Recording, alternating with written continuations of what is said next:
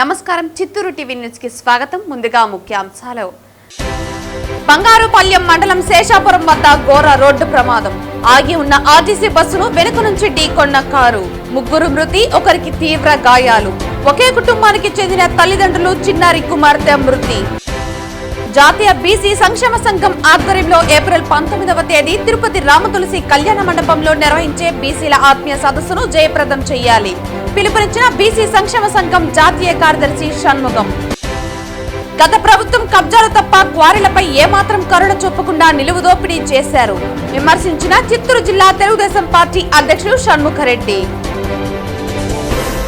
వార్తల్లోని వివరాలు. జాతీయ బీసీ సంక్షేమ సంఘం ఆధ్వర్యంలో ఏప్రిల్ 19వ తేదీ తిరుపతి రామతులసి కళ్యాణ మండపంలో నిర్వహించే బీసీల ఆత్మీయ సదస్సును జయప్రదం చేయాలని బీసీ సంక్షేమ సంఘం జాతీయ కార్యదర్శి షణ్ముగం పిలుపునిచ్చారు. ఈ సందర్భంగా ఆయన శనివారం చిత్తూరు ఆర్టీసీ బస్టాండ్ వద్ద గల తమ కార్యాలయంలో విలేకరులతో మాట్లాడుతూ రాజకీయాలకు అతీతంగా నిర్వహించే ఈ సదస్సులో ప్రధానంగా సాధించుకోవాల్సిన హక్కుల గురించి చర్చించుకుని కేంద్ర రాష్ట్ర ప్రభుత్వాల దృష్టికి తీసుకువెళ్లే విధంగా జయప్రదం చేయాలని, ఈ కార్యక్రమానికి ముఖ్య అతిథులుగా జాతీయ అధ్యక్షులు మునికృష్ణయ్య హాజరవుతారని ఆయన పేర్కొన్నారు. ఏప్రిల్ 19వ తేదీ తిరుపతిలో జాతీయ బీసీ సంక్షేమ సంఘం ఆధ్వర్యంలో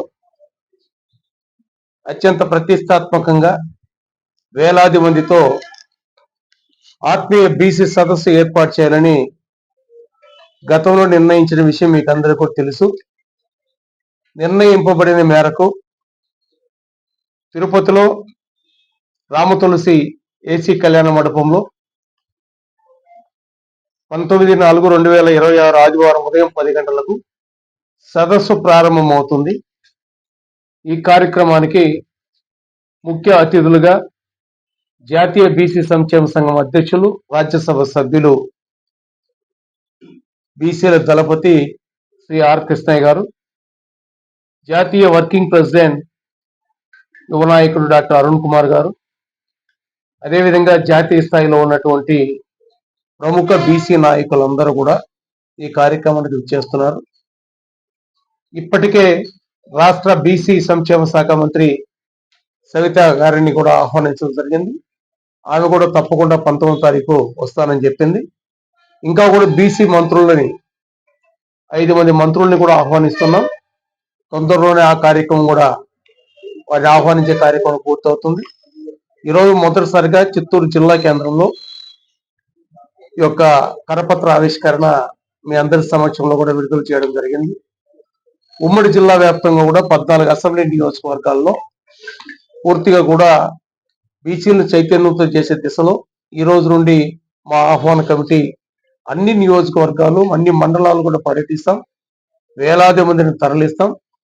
దీర్ఘకాలికంగా బీసీల సమస్యల పట్ల అపష్కృతంగా ఉన్నటువంటి సమస్యల్ని సాధించుకునేటువంటి దిశలో ఈ సదస్సు ఏర్పాటు చేస్తున్న సభ్యులు, రాష్ట్ర కార్యవర్గ సభ్యులు, జిల్లా అధ్యక్షులందరితో కూడా సాయంత్రం వరకు కూడా కూలంకషంగా చర్చిస్తాం.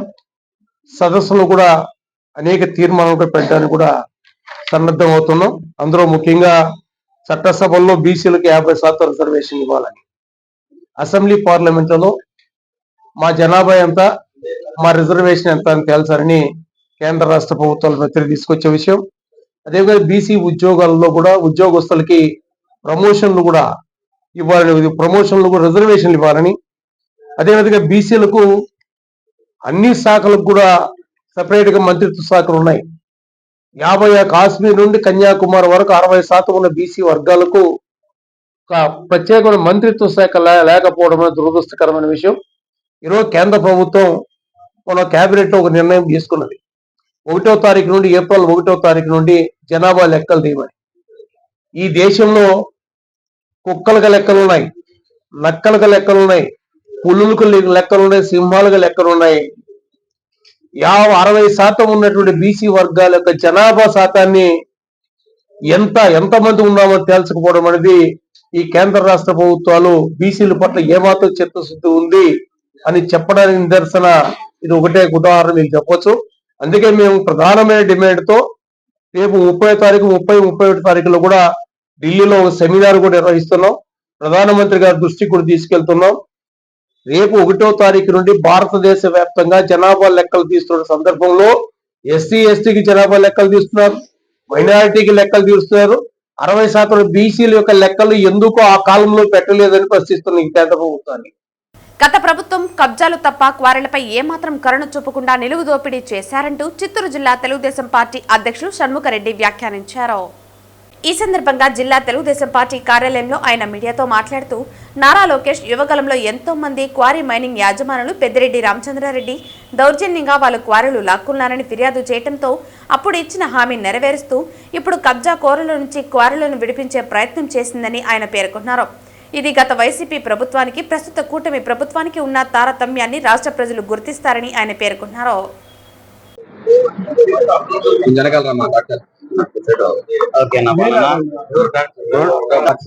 2019 నుండి 2024 వరకు రాష్ట్రంలో మైనింగ్ల మీద దాడులు ఎలా జరిగాయో మీరంతా ఒకసారి చూసుంటారు. ఎందుకంటే గతంలో ఈ యొక్క 5 సంవత్సరాల్లో వైసీపీ యొక్క ఎమ్మెల్యేలు, మంత్రులు ఏదైతే మైనింగ్ దారులు ఉన్నారో వాళ్ళు యజమానులను బెదిరించి దౌర్జన్యం చేసి ఆనాడు పెద్దిరెడ్డి రామచంద్రారెడ్డి గారి చిత్తూరులో ఉన్నటువంటి వైసీపీ ఎమ్మెల్యేలు గతంలో క్వారీల మీద దండయాత్ర చేశారు. ఏది అక్రమాలు చేశారు, అక్రమాలు దౌర్జన్యాలు చేసి వారి దగ్గర ముడుపులు ఇస్తే ఆ రోజు మైనింగ్ నడిపించినటువంటి సందర్భం. అదే కాకుండా కొంతమంది మరీ ఒక అడుగు ముందుకేసి మైనింగ్ మొత్తాన్ని పీక్కున్నటువంటి చరిత్ర.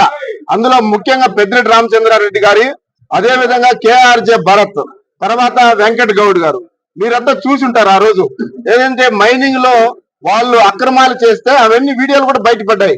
కానీ వారి ప్రభుత్వానికి మా ప్రభుత్వానికి తేడా చెప్తున్నా. ఎందుకంటే వాళ్ళు గతంలో మైనింగ్ మొత్తాన్ని ఆక్యుపై చేసుకుని దౌర్జన్యం చేసిన చరిత్ర ఆ రోజు వైసీపీ ప్రభుత్వంలో ఉన్నటువంటి ఎమ్మెల్యేలది. కాబట్టి ఈ రోజు వారి మీద మేము ఎంక్వైరీ కూడా వేసున్నాం.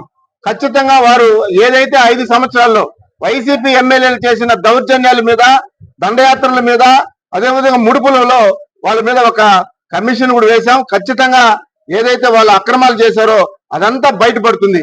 ఎవరైతే ఆ రోజు దౌర్జన్యం చేసి ముడుపులు తీసుకున్న ఎమ్మెల్యేల మీద ప్రత్యక్షంగా వారికి శిక్ష కూడా ఉంటుంది తప్పకుండా. అందుకే ఈ ప్రభుత్వాన్ని అంటే కల్లారా చూసినటువంటి చరిత్ర. ఆ రోజు మేము పాదయాత్రలో, యువగలం పాదయాత్ర, నారా లోకేష్ గారి పాదయాత్రలో ఇవన్నీ మొరపెట్టుకున్నటువంటి సందర్భం. యజమానులు సైతం ఆయన దగ్గరికి వచ్చే, అయ్యా మా క్వారీని వాళ్ళు అక్రమంగా, అన్యాయంగా, దౌర్జన్యంగా స్వాహా చేసుకున్నారు, మేము అడిగితే మమ్మల్ని కొడుతున్నారు, అక్రమ కేసులు పెడుతున్నారు, లక్షల కోట్లు పెనాల్టీ వేస్తున్నారు, దౌర్జన్యంగా మేము న్యాయపరంగా చేస్తున్నటువంటి క్వారీలు కూడా వాళ్ళు పీక్కున్నట్టు ఉంటున్నారు, కాబట్టి మమ్మల్ని కాపాడండి మహాప్రభు అంటే ఆ రోజు నారా లోకేష్ గారు రాసుకున్నటువంటి ఈ యొక్క రెడ్ బుక్ లో ఇదే రాసుకున్నారు. ఆ రోజు ఎవరైతే అక్రమాలు చేశారో, దౌర్జన్యం చేశారో, క్వారీల మీద దండయాత్ర చేశారో వాళ్ళందరినీ లిస్ట్ లో తీసుకొని ఈ రోజు ప్రత్యక్షంగా ఏదైతే వడ్డెర కులస్తులకి ఈ రోజు 15% క్వారీల్లో గాని, గనుల్లో గాని రిజర్వేషన్ కల్పించి వారి కుటుంబంలో ఒక వెలుగులు నింపుతున్నారు. అదే విధంగా ఈ రోజు సీన్ రైజ్ వాళ్ళు కట్టలేని పరిస్థితి. ఎందుకంటే ఈ రోడ్డు వేయాలన్నా, ఇల్లు కట్టాలన్నా, అదే విధంగా ఏ కార్యక్రమం అయినా వడ్డీల కష్టం ఉంటుంది అందులో.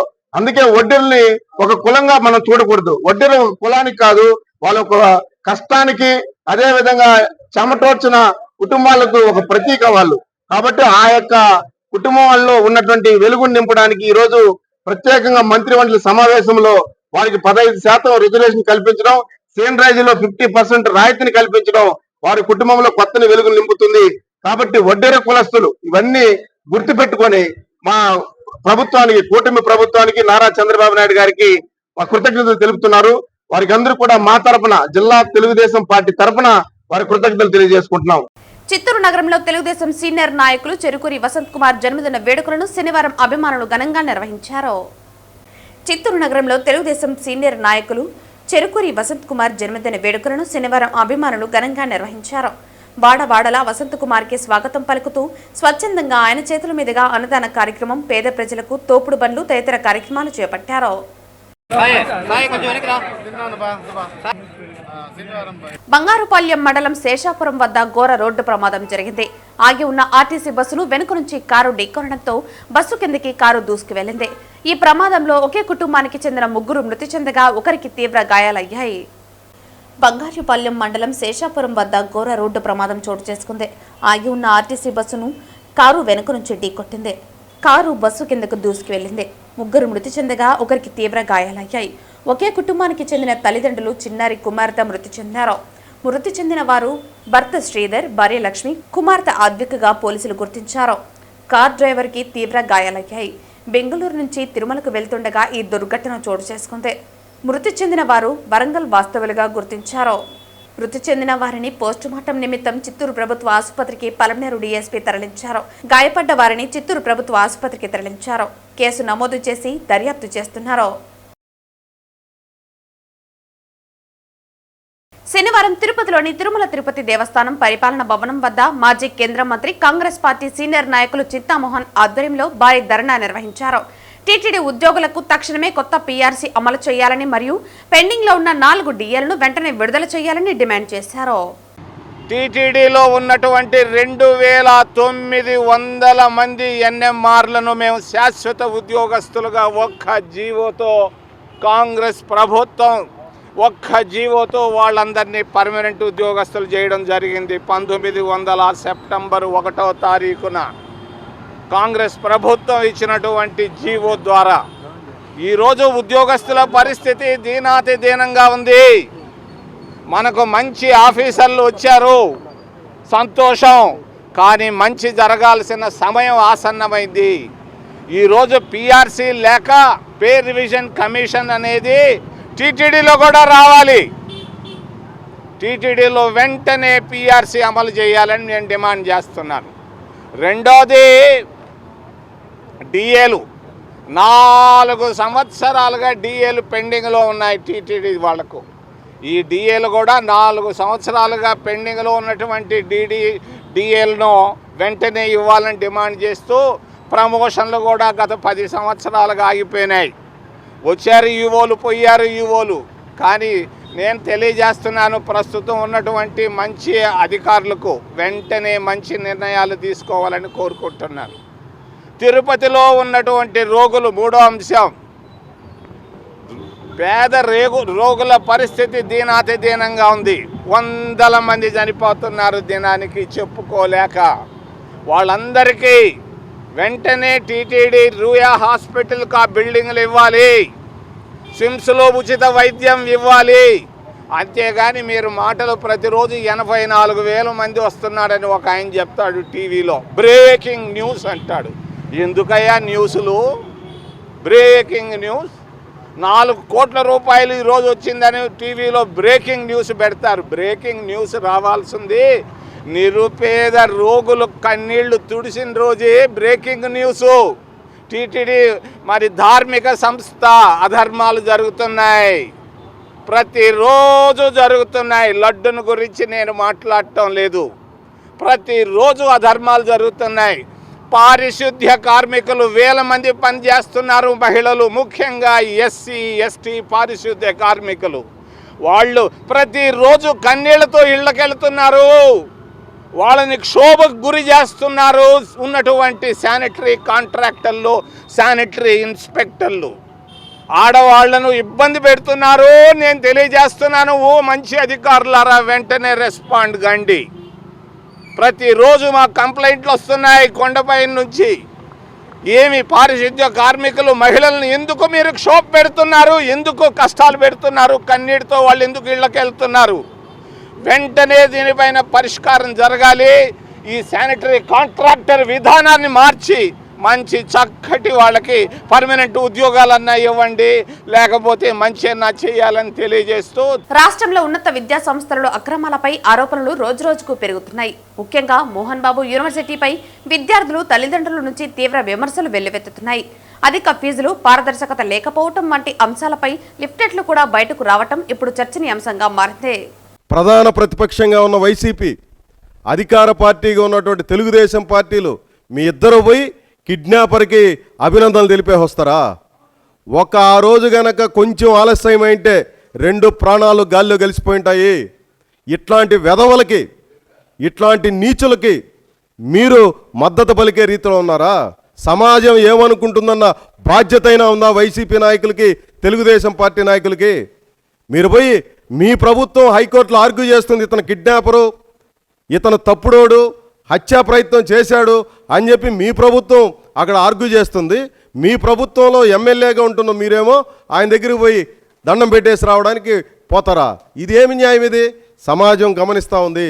ఇప్పటికైనా ఈ ప్రభుత్వాన్ని మేము డిమాండ్ చేసేది ఏమంటే, మీరు బాగా రియాక్ట్ అయినారు, కేసులు పెట్టారు, ఏమాత్రం స్పేర్ చేయకుండా వ్యవహరించారు. ఆ కారణంగానే 2 నిండు ప్రాణాలు మిగిలినాయనేది మేము నమ్ముతున్నాం. ఈరోజు ఎందుకు అరెస్ట్ చేయడం లేదు? నిన్న హైకోర్టు అడిగింది, నిన్న మొన్న 2 రోజుల కిందట హైకోర్టు కాదు లోకల్ కోర్టు అడిగింది, ఎందుకు మీరు అరెస్ట్ చేయడం లేదు? రోజు పేపర్లో ఆయన కనిపిస్తూనే ఉన్నాడు, ఏమన్నా భయమా మీకు? నోటీస్ ఇంకా ఎందుకు సర్వ్ చేయలేదు మీరు? మీకు చేతగావతే చెప్పండి, మేము వేరే టీంను పంపించి అరెస్ట్ చేయిస్తామని చెప్పి లోకల్ కోర్టు చెప్పింది. ఎందుకు ఆన్సర్ చేయడంలే? సుబ్బరాయుడు గారు సమాధానం చెప్పాల్సినటువంటి అవసరం లేదా? జిల్లా కలెక్టర్ గారు సమాధానం చెప్పాల్సినటువంటి అవసరం లేదా? ఏ శక్తులు నియంత్రిస్తున్నాయి మోహన్ బాబు గారిని అరెస్ట్ చేయకుండా అని చెప్పి మేము ప్రశ్నిస్తూ ఉన్నాం. ఏదైతే విద్యానికేతంలో ఉండేటువంటి పిల్లలకు 4th క్లాస్ 4th ఇయర్ మొత్తం కూడా 4th ఇయర్ నుండి బయట వెళ్ళిపోయినటువంటి పిల్లలకి ఈ రోజుకి కూడా సర్టిఫికెట్లు ఇవ్వడం లేదు. మాట్లాడితే ₹1,00,000 కట్టండి, 1.5 లక్షలు కట్టండి అని చెప్తా ఉన్నారు. ఫీజు రియంబర్స్మెంట్ డబ్బులు మొత్తం కూడా మీకు పడుండాది. 26,12,00,000 రూపాయలు విద్యార్థులకు తిరిగి చెల్లించాలి. ఈ కిడ్నాపర్లను ప్రోత్సాహం చేసి ఎవరైతే విద్యార్థులపైన దాడులు చేసి వాళ్ళపైన ప్రోత్సాహం చేశారో మోహన్ బాబు కొడుకుని ఇద్దరిని కూడా అరెస్ట్ చేయాలి, కాలేజీని మూపించాలి. ఈవేళ కాలేజీలో ఎగ్జామ్స్ ఉన్నాయని చెప్తా ఉన్నారు. ప్రభుత్వం హ్యాండ్ ఓవర్ చేసుకోండి. జిల్లా కలెక్టర్ యంత్రాంగం ఇక్కడ ఉన్నది. కలెక్టర్ గారు కాలేజీని హ్యాండ్ ఓవర్ చేసుకొని అక్కడ ఉండేటువంటి స్టాఫ్ని పెట్టి ప్రభుత్వం ద్వారాగా అక్కడ పరీక్షలు నిర్వహించడం మాకు అభ్యంతరం లేదు. విద్యార్థులను ఇబ్బంది పెట్టాలని అభ్యంతరం లేదు. కాబట్టి ఈ మోహన్ బాబు విద్యానికేతనంలో జరిగిన ఆగడాలకు వ్యతిరేకంగా సిపిఐ తీవ్రంగా ఖండిస్తూ ఉంది. తక్షణమే అరెస్ట్ చేయాలి. వాళ్ళకు రావాల్సినటువంటి ఫీజు రీయింబర్స్మెంట్ డబ్బులు రిటర్న్ ఇవ్వాలి. దీనిపైన రాష్ట్ర ప్రభుత్వం కూడా ఒక ఎంక్వైరీ కమిటీ వేసి దానిపైన చర్యలు తీసుకోవాలని చెప్పేసి మేము సిపిఐగా డిమాండ్ చేస్తూ ఉన్నాం. ఇప్పటికే విద్యార్థి సంఘాలు చేసేటువంటి పోరాటానికి ఈరోజు నుండి అన్ని రాజకీయ పార్టీలు కూడా వాళ్ళకు సపోర్ట్గా మేమందరూ నిలబడి ఈ ఉద్యమాన్ని మరింత ఉధృతం చేయడానికి ఐక్య కార్యాచరణ రూపకల్పన చేస్తామని చెప్పేసి కూడా ఈ సందర్భంగా తెలియజేస్తూ ఉన్నాం. ఈరోజు మోహన్ బాబు నీతి మాటలు సినిమాలో కాదు, మోహన్ బాబు గారు మీరు చెప్పడము విద్యార్థి జీవితాల్ని మీరు సర్వనాశనం చేస్తూ అక్కడ ఒక మాఫియాని మీరు పెంచి పోషించి విద్యార్థి తల్లిదండ్రుల్ని మానసిక శోభకు గురి చేసి విద్యార్థి జీవితాలను నాశనం చేస్తున్నారు. అదేవిధంగా ప్రభుత్వం దగ్గర ఎంతో రాయితీలు పొంది తప్పుడు మార్గాల్లో తప్పుడు పత్రాలు సృష్టించి అనేక రకమైన భూముల్ని మీరు ప్రభుత్వం దగ్గర తక్కువ ధరలో లబ్ధి పొంది వేల కోట్ల రూపాయల భూమిని ఈరోజు మీరు స్వాధీనపరుచుకొని పేద విద్యార్థులకి చదువు చెప్పకుండా సంస్కారం నేర్పకుండా కిడ్నాపులు చేయడము, దొంగతనాలు చేయడము, మోసం చేయడము, గంజాయి అలవాటు చేయడము మీరు నేర్పిస్తున్నారు మోహన్ బాబు గారు. దీన్ని కాంగ్రెస్ పార్టీ తరపున మేము తీవ్రంగా ఖండిస్తూ రాబోయే రోజులలో ఏదైతే వామపక్షాలు చేసే ఉద్యమం ఉందో దానికి సంపూర్ణ మద్దతు కాంగ్రెస్ పార్టీ తరపున మేము తెలియజేస్తానని చెప్పి ధన్యవాదాలు తెలియజేస్తూ సెలవు తీసుకుంటున్నాను. శ్రీరామనవమి పర్వదినం నాడు ఆకివీటిలో జరిగిన ఘటన మరో అయోధ్య కాకూడదని భారతీయ జనతా పార్టీ నేతలు భానుప్రకాష్ రెడ్డి, అజయ్ కుమార్, జల్లి మధుసూదన్ రావు, వరప్రసాద్, పొన్నగంటి భాస్కర్ తదితరులు మతోన్మాదులను హెచ్చరించారు. నిన్న ఆకివీడిలో జరిగినటువంటి దురదృష్టకర సంఘటన శ్రీరామ నవమి నాడు, అత్యంత పవిత్రమైనటువంటి శ్రీరామ నవమి నాడు అక్కడున్నటువంటి ప్రాచీన శ్రీరామచంద్రమూర్తి ఆలయానికి సాక్షాత్తు మన ఉప సభాపతి రామకృష్ణరాజు గారు, రఘురామకృష్ణరాజు గారు వెళ్తే దౌర్జన్యంగా వారి కాడి మీద దాడి చేసి మారణాయుధాలతో శ్రీరామ భక్తులపై దాడి చేసినటువంటి సంఘటన చాలా దురదృష్టకర సంఘటన. దీన్ని భారతీయ జనతా పార్టీ తీవ్రంగా ఖండిస్తూ ఉంది. ఖబర్దార్ జాగ్రత్త, భారతీయ జనతా పార్టీ హెచ్చరిస్తూ ఉంది. ఎవరిని వదిలే ప్రసక్తే లేదు. నిన్న జరిగినటువంటి శ్రీరామ భక్తులపై దాడిలో పాల్గొన్నటువంటి వారిని నిన్న పోలీసులు దాదాపు 58 మందిని అదుపులోకి తీసుకున్నారు. దాంట్లో దాదాపు 50 మంది పైచిలకు స్థానికులు గారు, స్థానికేతరు మారణాయుధాలతో కర్రకి మేకులు కొట్టి, మిత్రులారా, కర్రకి మేకులు కొట్టి దాంతో దాడి చేశారు. అంటే ఇది ముందస్తు ప్రణాళికతో సిద్ధమైనటువంటి దాడి. గత 15 రోజుల ముందు త్రిపులార్ గారు అక్కడికి వెళ్ళినప్పుడు కొందరు దుర్మార్గులు వారిని అడ్డుకొని ఇక్కడ గుడి కట్టకూడదు అని చెప్పి హుకుం జారీ చేశారు. ఎవరయ్యా మీరు హుకుం జారీ చేసేదానికి? నేను ఛాలెంజ్ చేస్తున్నా, అక్కడ రామాలయాన్ని నిర్మిస్తాము, పునర్నిర్మిస్తాము అంటే శిథిలావస్థకు చేరిపోయినటువంటి రామాలయాన్ని అక్కడ తిరిగి అత్యంత వైభవంగా నిర్మిస్తాము. ధైర్యము దమ్ము ఉంటే అడ్డుకోండి. తిరుపతి పుణ్యక్షేత్రం నుంచి హెచ్చరిస్తున్నా, మీకు ధైర్యము దమ్ము ఉంటే అడ్డుకోండి. ఆకువీడిని మరో అయోధ్యగా చేయాలనుకుంటున్నారా? ఖబర్దార్, జాగ్రత్త, ఒళ్ళు దగ్గర పెట్టుకోండి. దీని వెనకాలన్నటువంటి వ్యక్తులు దుష్ట శక్తులు, అందరినీ హెచ్చరిస్తున్నాం. ఏ ఒక్కరిని వదిలే ప్రసక్తి లేదు. తొందరలోనే ఆకువీడు సందర్శన కూడా మేము రాష్ట్ర అధ్యక్షులు మాధవ్ గారితో మాట్లాడిన తర్వాత మేము అక్కడ కూడా వెళ్ళి ప్రత్యక్షంగా అక్కడున్న పరిస్థితులు పరిశీలిస్తాం. ఉదయమే త్రిపులార్ గారితో కూడా మాట్లాడడం జరిగింది. ఏదైనా అవసరమైతే ఖచ్చితంగా వెంకటేశ్వర స్వామి నిధుల నుంచి, టీటీడీ శ్రీవాణి ట్రస్ట్ నుంచి కూడా నిధులు కావాలని చెప్పి అక్కడున్నట్టు కొందరు స్థానికులు నాకు ఉదయం నాతో మాట్లాడడం జరిగింది. నేను త్రిపులార్ గారికి ఫోన్ చేస్తే వారు, మేము ప్రతి ఒక్కరూ చందాలు వేసుకుంటున్నాం, 100 రూపాయల నుంచి 10,000 వరకు, 10,000 పైచిలకు ఎవరు తీసుకోకుండా అందరూ చందాలు వేసుకొని మేము కట్టుకుంటున్నాం అని చెప్పి వారు చెప్పారు. కానీ స్థానికులు వెంకటేశ్వర స్వామి భాగస్వామ్యం ఉంటే కూడా బాగుంటుందని చెప్పి నాకు కొందరు కోరారు. అవసరమైతే దాని మీద మా టీటీడీలో ఉన్నతాధికారులతో, చైర్మన్తో చర్చించి శ్రీవాణి నిధుల ద్వారా, శ్రీవాణి ఆలయ నిర్మాణ ట్రస్ట్ ద్వారా అవసరమైతే నిధులు కూడా దానికి మంజూరు అయ్యే విధంగా నేను కూడా పెద్దలతో మాట్లాడతానని చెప్పి. తిరుపతి రూరల్ పోలీసులు గంజాయిని స్వాధీనం చేసుకున్న ఘటనకు సంబంధించి తిరుపతి రూరల్ సిఐ మద్దయాచారి మీడియా సమావేశం నిర్వహించారు. తిరుపతి పరిసర ప్రాంతాల్లో గంజాయి విక్రయాలు లేదా రవాణా చేసే వారిపై కఠిన చర్యలు తీసుకుంటామని, ఎవరైనా ఇలాంటి అక్రమ కార్యకలాపాలకు పాల్పడితే ఉపేక్షించేది లేదని ఆయన స్పష్టం చేశారు.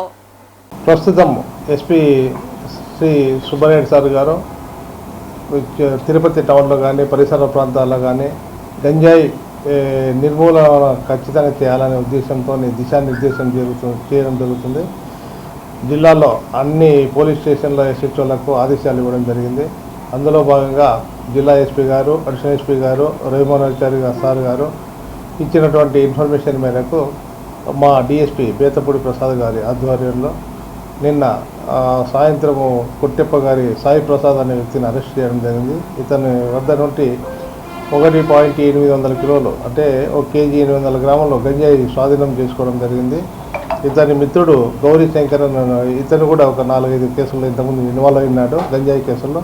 అతను తప్పించుకొని పారిపోవడం జరిగింది. అతనిపై నిఘా పెట్టడం జరిగింది. అతన్ని కూడా తొందరలో అరెస్ట్ చేస్తాం. ఇతడు ప్రభుత్వ ఆల్రెడీ ఇతని మీద తిరుచానూరు పోలీస్ స్టేషన్లో గంజాయి కేసు ఉంది. తర్వాత ఇతను వచ్చేసి తిరుచానూరు లిమిట్స్లో ఇంతకుముందు అక్రమంగా మద్యం బాటిల్లో అమ్మే కేసులు కూడా ఉన్నాయి. ఇతడు అలవాటు పడిన నేరస్తుడు. నిన్న ఇతని ప్రవృత్తి ఏమంటే తక్కువ డబ్బులతో ఎక్కువ డబ్బు సంపాదించాలని ఉద్దేశంతో డైరెక్ట్గా వీళ్ళు బరంపూర్, ఒరిస్సా రాష్ట్రంలో బరంపూర్కి వెళ్తారు. అక్కడ వచ్చేసి వైన్ షాపుల దగ్గర ఈజీగా దొరుకుతుందంట గంజాయి. ఎంత కావాలంటే అంత దొరుకుతుందంట. 4 ఉంటే 6,000 వరకు per కిలో అని చెప్తారంట. అవి తీసుకొని వచ్చేసి ఇక్కడ 10 గ్రామ్స్ ఉన్నటువంటి సాచెట్స్ తయారు చేస్తారు. ఒక్కో సాచెట్ 500 రూపాయలుగా కావాల్సిన విక్రయదారులకు, కాలేజీల దగ్గర వాళ్ళ ఎవరైనా కన్జ్యూమర్స్కు అమ్ముతుంటారు. ఈ విధంగా వీళ్ళు చేస్తున్నారు. ఇది రాబడిన ఎస్పీ సార్కి వచ్చిన ఇన్ఫర్మేషన్ మీద మనము నిన్న అరెస్ట్ చేయడం జరిగింది. మేము మా ఎస్ఐలు అందరూ కలిసి అరెస్ట్ చేసి అతన్ని ఈరోజు రిమాండ్కు పంపిస్తున్నాం. మీ ద్వారా ప్రజలకు తెలియజేయడం అనగా గంజాయి గురించి కానీ లేదా ఇతర సంఘ వ్యతిరేక కార్యక్రమాల గురించి కానీ ఏమైనటువంటి ఇన్ఫర్మేషన్ ఉంటే మీరు 112 కానీ లేదా మా పోలీస్ స్టేషన్ నంబర్లకు కానీ ఫోన్ చేస్తే మేము ఇమ్మీడియట్గా రియాక్ట్ అయిపోయి వాటి మీద యాక్షన్ తీసుకుంటాం. దానివల్ల సమాజానికి మేలు జరుగుతుంది. ఇతన్ని అవలాల క్లాస్ దగ్గర అరెస్ట్ చేయడం జరిగింది. ఇతనిపై ప్రీవియస్గా కూడా గంజాయి కేసు ఉంది, మన తిరుచానూరు లిమిట్స్లో ఉంది. అతన్ని ప్రజెంట్ కేసు కోర్టులో నడుస్తూ ఉంది. ఇతనికి సపోర్ట్ చేసే వాళ్ళు అంటే ఒక గౌరీ శంకర్ అని ఒక ఉన్నాడు. అతని మీద నిఘా పెట్టాము. అతని దగ్గర కూడా 3 కేజీల గంజాయి ఉంది అని చెప్పినారు. అతడు పారిపోయినాడు. అతని కొరకు టీంలు ఫామ్ చేస్తాం. తిరుపతి రూరల్ పోలీస్ స్టేషన్ పరిధిలోని రఘునాథ రిసార్ట్స్ సమీపంలో ఉన్న డాక్టర్ సునంద కుమార్ రెడ్డి అనే వ్యక్తి ఇంటికి 3 సభ్యుల గ్యాంగ్ దొంగతనానికి పాల్పడడంతో తిరుపతి రూరల్ పోలీసులు నగర శివార్లలో సంచరిస్తున్నట్లు భావిస్తున్న చెడ్డి గ్యాంగ్ కదలికలపై సిఐ మద్దయాచారి ప్రెస్ మీట్ నిర్వహించి ప్రజలను అప్రమత్తం చేశారు.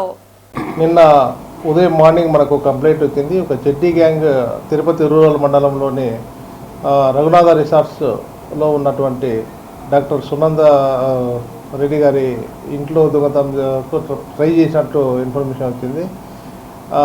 వాళ్ళు చూసుకోలేదు. నైట్ టైం వచ్చేసి 2:30 నుండి 3:30 మధ్యలో ఒక 3 వ్యక్తులు కాంపౌండ్ వాళ్ళు దాదాపు 15 అడుగుల కాంపౌండ్ వాళ్ళను ఎక్కి లోపలికి దిగడం జరిగింది. దిగిన తర్వాత వచ్చేసి ఉన్నటువంటి ఒక వెపన్తో ఆ గ్రిల్లను కట్ చేసి గ్రిల్లకు ఉన్నటువంటి ఈ బార్స్ను 2 బార్స్ను కట్ చేయడం జరిగింది. కట్ చేసి ఒక వ్యక్తి మాత్రం లోపలికి వెళ్ళినాడు. వాళ్ళంతా కూడా మొగాళ్ళకు మాస్కులు వేసుకున్నారు. ఒక అంటే చెడ్డీ కాదు కానీ మామూలుగా షార్ట్ చేసుకొని లోపలికి వచ్చేసినారు. వీళ్ళ యొక్క కదలికలపైన మనము నిన్న ఫింగర్ ప్రింట్స్ ఎక్స్పర్ట్స్ వచ్చి ప్రింట్స్ సేకరించడం జరిగింది. దీని మీద ఇన్వెస్టిగేషన్ జరుగుతుంది. కేసు రిజిస్టర్ చేసినాం. తర్వాత ప్రజలు భయాందోళనకు పడాల్సిన అవసరం లేదు.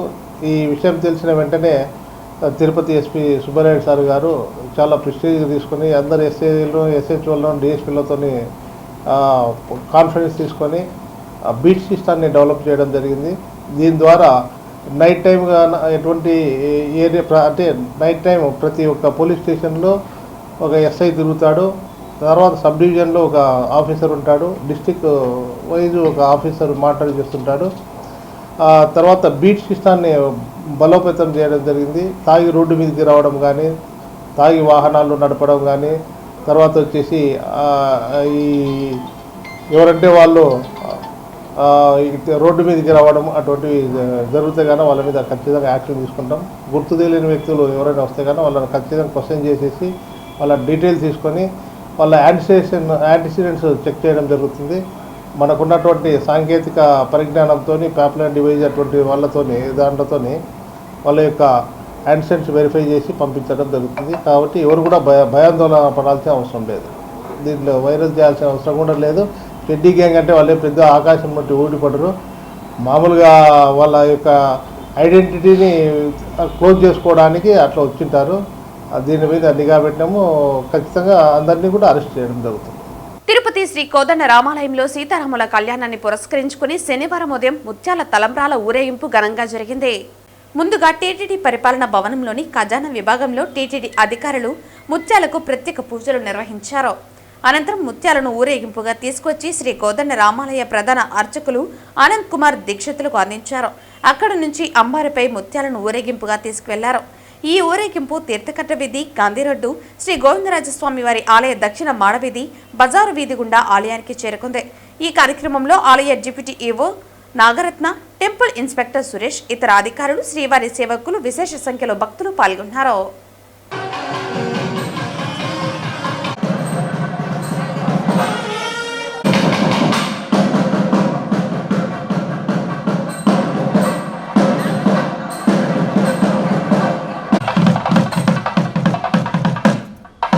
వార్తలు ముగించే ముందు ముఖ్యాంశాలు మరోసారి. బంగారుపాళ్యం మండలం శేషాపురం వద్ద ఘోర రోడ్డు ప్రమాదం. ఆగి ఉన్న ఆర్టీసీ బస్సును వెనుక నుంచి ఢీకొన్న కారు. ముగ్గురు మృతి, ఒకరికి తీవ్ర గాయాలు. ఒకే కుటుంబానికి చెందిన తల్లిదండ్రులు, చిన్నారి కుమార్తె మృతి. జాతీయ బీసీ సంక్షేమ సంఘం ఆధ్వర్యంలో ఏప్రిల్ 19వ తేదీ తిరుపతి రామతులసి కళ్యాణ మండపంలో నిర్వహించే బీసీల ఆత్మీయ సదస్సును జయప్రదం చేయాలి. పిలుపునిచ్చిన బీసీ సంక్షేమ సంఘం జాతీయ కార్యదర్శి షణ్ముగం. గత ప్రభుత్వం కబ్జాలు తప్ప క్వారీలపై ఏమాత్రం కరుణ చూపకుండా నిలువు దోపిడీ చేశారు విమర్శించిన చిత్తూరు జిల్లా తెలుగుదేశం పార్టీ అధ్యక్షుడు షణ్ముఖరెడ్డి. ఈ వార్తలు ఇంతటితో సమాప్తం. తిరిగి వార్తల్లో మళ్ళీ కలుద్దాం. అంతవరకు సెలవు. నమస్కారం.